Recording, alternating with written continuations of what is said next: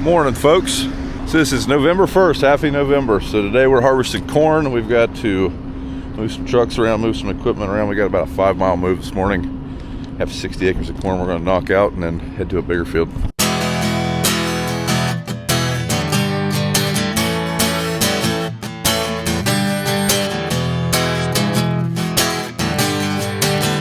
So this morning when I was walking around the trucks, I noticed that this one had a low steer tire.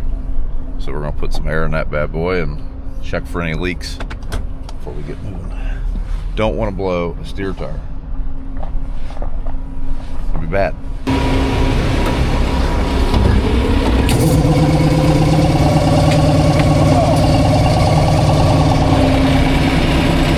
She's a bit low, Clark.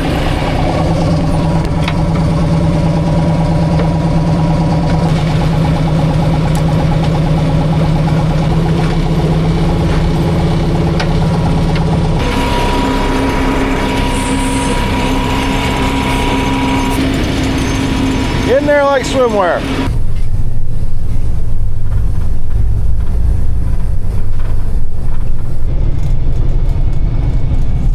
So we were actually on this farm,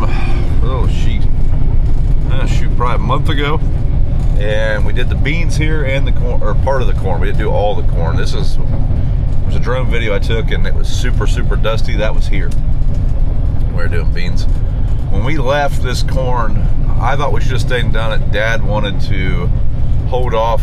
This is a 50-50 split farm, goes straight to Cargill to the elevator.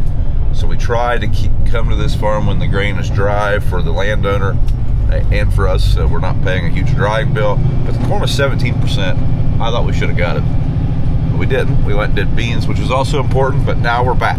So it does look like it's still standing, thank God. That's always a concern when you leave a field, is that you'd feel real dumb if it fell over.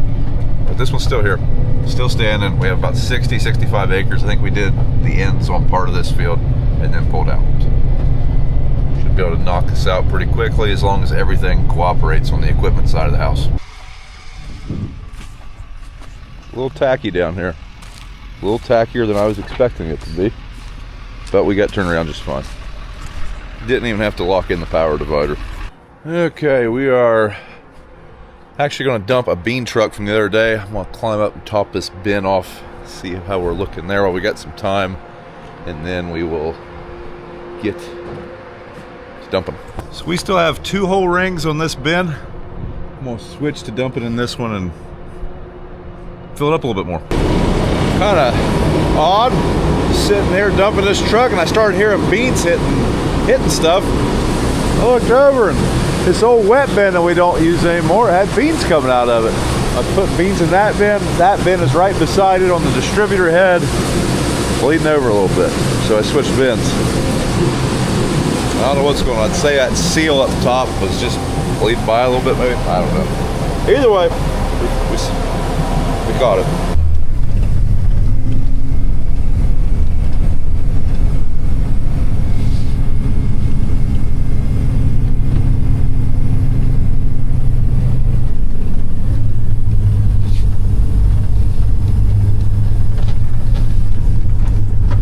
Dad's gonna have me stop and see if I can get his row feelers to work. I think he's got something in the computer turned wrong, possibly, so we'll stop and do that, and then we'll hop in and get to Cargill, because they are probably going to have some good running right here, and I maybe should have called Jeff to come drive today, but he's coming tomorrow, so I didn't want to work him too hard.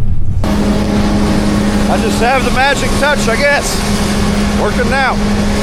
Well, that is good that it's working, because long pass and those row feelers, yes, you don't absolutely have to have them, but they do make it easier for you to remain efficient, and keeps you lined up the center of the row when you're driving, which is also good, because you have less corn flopping off the side of the head that way. So in corn, we use row feelers. We don't use GPS guidance.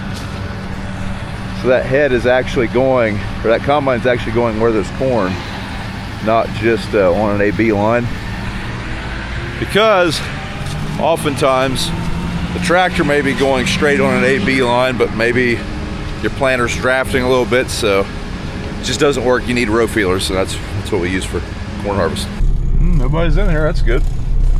Always a crapshoot in harvest time when you come to Cargill if you're going to have to wait in line or not. Typically, early harvest, there's not a lot of lines, but around November, you start getting a lot of lines because everyone's bins start filling up. So I was really hoping we would get here before that happened. Now, it's not so bad anymore, but when I was younger, before they added the second dump to this Cargill and a couple bins, it used to be absolutely miserable to haul in here during harvest. That's why everyone now has storage bins. You'd come in here and sit in traffic all the way out to the road for 2 to 3 hours usually.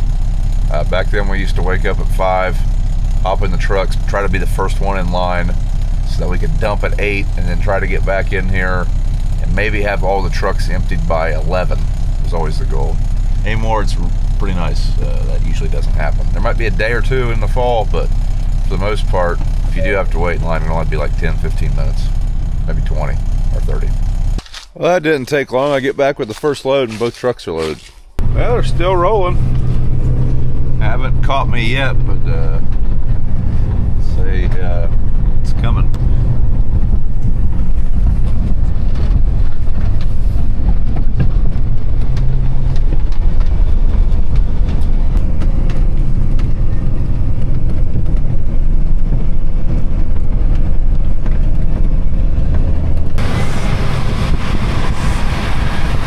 Dad seems to have the combine moving at a pretty high rate of speed.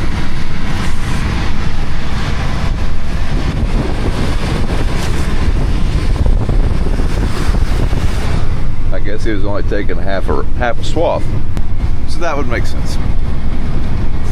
So they've pretty much caught us. BJ's going to hop in one of the semis and take it in, just so we can kind of catch up a little bit.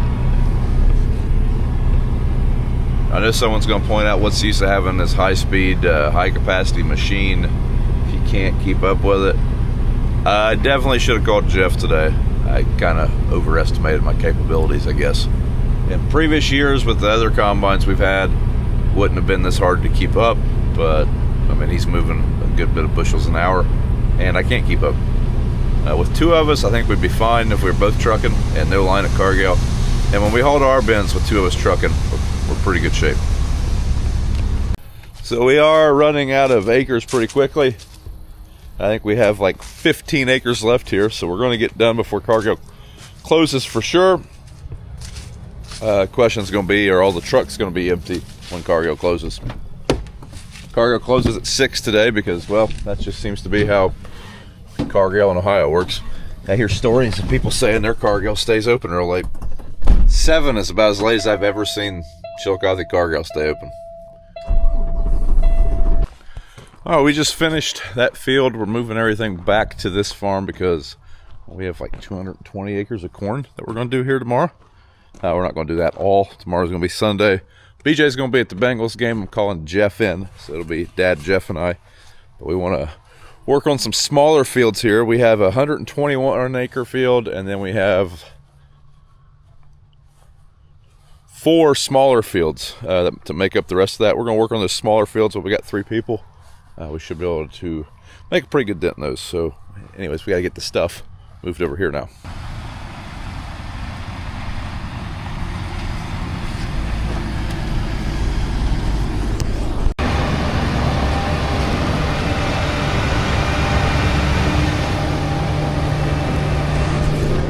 So we've got a semi and a grain cart to go after still yet.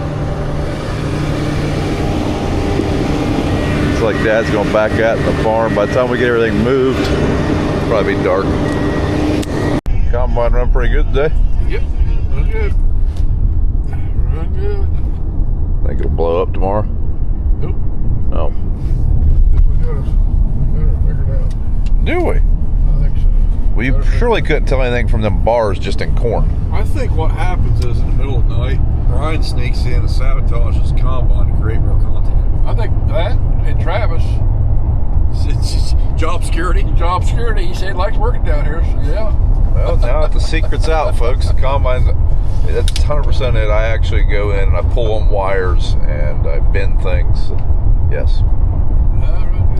beeping. Damn sensor. Oh, they didn't replace that yet? Something about a steering. Something about steering something. And check, cross check. Didn't cross check. The GPS steering or something. I don't know. As long as it runs, shell corn. Well, seems to shell corn at a high rate of speed today. 5 mile an hour all the time, 5.5.